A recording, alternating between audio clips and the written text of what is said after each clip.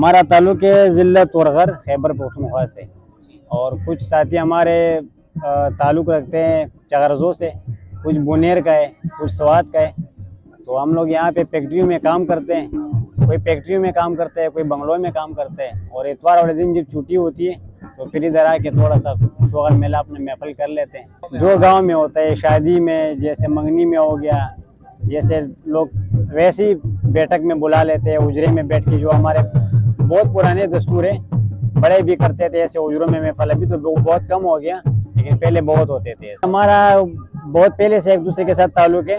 और ये महफिल वाले लोग जो होते हैं ये बहुत दूर दूर तक एक दूसरे को जानते हैं, कोई फॉलो करते हैं एक दूसरे को। फिर व्हाट्सएप पे नंबर एक्सचेंज होता है, मैसेंजर के थ्रू या व्हाट्सएप के थ्रू, टिकटॉक के थ्रू। तो उस लिहाज से फिर इधर शादियों में, ईद में भी आ जाते हैं। 4-5 जगह पे महफिल होती है ईद में, यहाँ एल पार्क में।